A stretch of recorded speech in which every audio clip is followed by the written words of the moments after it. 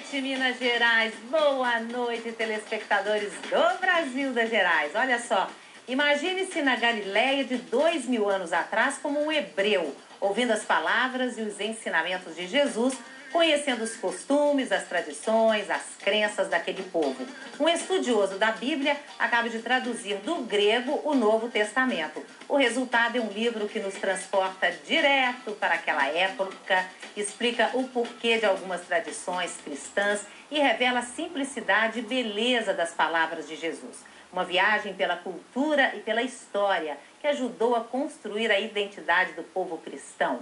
O Novo Testamento, também conhecido por escrituras gregas, é o nome dado à parte da Bíblia que foi escrita após o nascimento de Jesus. Foi originalmente usada pelos primeiros cristãos para descrever as relações que tinham com Deus e posteriormente para designar uma coleção específica de 27 livros. Na época, o povo falava o hebraico e o aramaico. O grego era o inglês da época, mais ou menos explicando grosseiramente.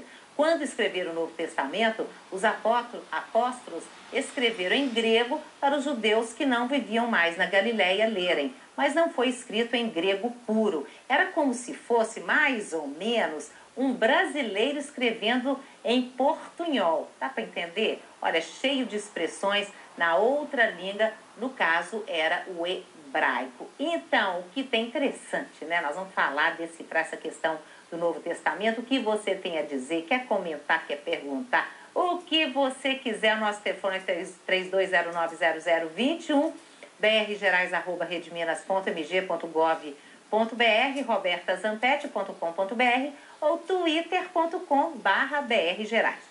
Aqui no estúdio do Brasil das Gerais, nós temos as participações do Haroldo Dutra Dias. O Haroldo é juiz de direito e estudioso da Bíblia há anos, né, Haroldo? Isso. Há uns 20 anos, pelo menos, né? E é ele que acaba de traduzir o Novo Testamento. Depois nós temos a participação do padre Johann Königes. Ele é professor de Bíblia e é especializado no Novo Testamento, Evangelhos da Faculdade Jesuíta. Depois nós temos a participação do Enéas Alexandrino dos Reis.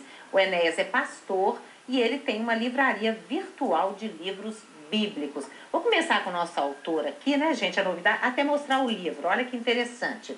O Novo Testamento. Agora eu fiquei imaginando, Haroldo, você demorou quantos anos para fazer isso? Aí tem só os 4 evangelhos e Atos dos Apóstolos. Ainda tem trabalho os outros livros. Pra frente. Foram 3 anos só para esses 5 livros. Uhum. Agora, essa tradução, você fala que ela é uma tradução ela é diferente dos outros livros, né? Que você vê, porque você Sim. fez, inclusive, interessante explicar isso para o telespectador, gente.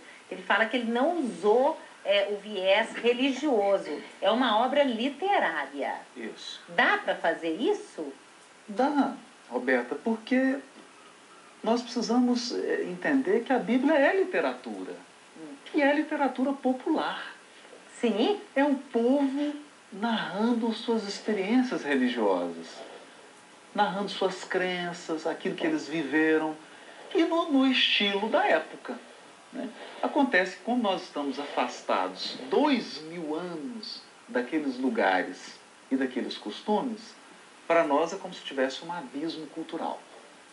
Fica difícil de entender, mas é simples, desde que a gente tenha alguém que nos leve até lá e nos explique aquela tradição, aquela cultura, aquela língua.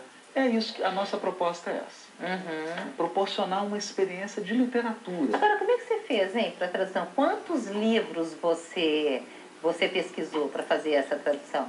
Roberta, nossa biblioteca hoje, só de cristianismo, deve ter uns 4.000 volumes. Fora de material judaico, que aí dão mais uns 2.000 volumes. Consultados efetivamente para fazer isso, de dicionário, foram mais de 42. Dicionários de grego, de hebraico e outras obras especializadas totalizam mais de 400. Uhum. Agora, que diferença tem o seu livro, a sua tradução do Novo Testamento para as outras traduções? Você fala que geralmente as traduções têm 2 características, né? Elas são meio fechadas, né? E que mais? Você fala que me fugiu agora. Até na introdução eu falo isso, que os teóricos dividem 2 tipos de tradução, falando bem simples. Uhum. Tem aquela tradução que quer tornar o texto antigo popular, acessível para quem está lendo. E tem aquela tradução que quer fazer o leitor viajar até a época do texto. A nossa proposta é essa. Levar o leitor numa viagem para que, como se ele fosse um galileu ouvindo Jesus ali ao vivo, sentindo aquela emoção, aquela força da fala de Jesus, né? Porque a fala de Jesus, ela tem uma força enorme.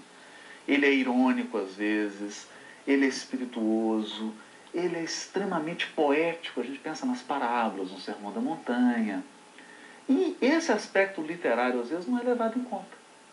E as pessoas ficam, evangelho é muito difícil, é difícil ler Bíblia. E a gente quis tirar esse mito, tirar esse bloqueio. Pois é, mas você falou uma coisa interessante, assim, o que Jesus falava, né? Mas a gente escuta muito as pessoas falarem assim, Jesus disse. Mas como assim? Porque os apóstolos que escreviam as escrituras, não é? Exato, exato. Então, o Novo Testamento é, na verdade, uma narração de pessoas que testemunharam fatos concretos. Então, Jesus falava, agia, circulava naquela Galileia, naquela Palestina toda, e as pessoas que ficavam impressionadas e se sensibilizavam com a presença de Jesus passaram a escrever, narrar. É uma narrativa.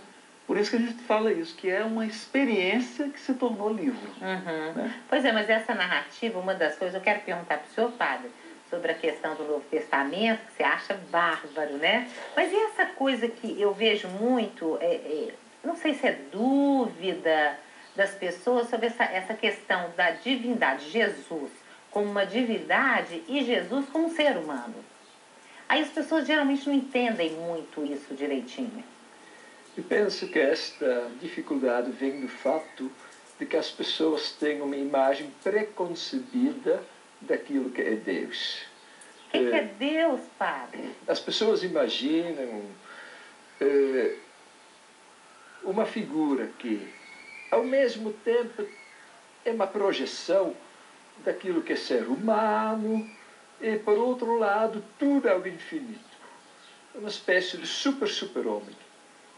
Quem é que diz que Deus é assim? Ninguém falou isso. Não somos obrigados a imaginar Deus desse jeito. Ora, quando a gente lê, por exemplo, o Evangelho de João, no início ele diz que ninguém jamais viu Deus. Mas Jesus, que é Filho de Deus, não o deu a conhecer. Ou seja, a gente tem que fazer o contrário. A gente não deve pensar que sabe quem é Deus e tentar injetar isso em Jesus, isso não funciona. A gente tem que olhar para Jesus e pensar, Deus é assim como é Jesus.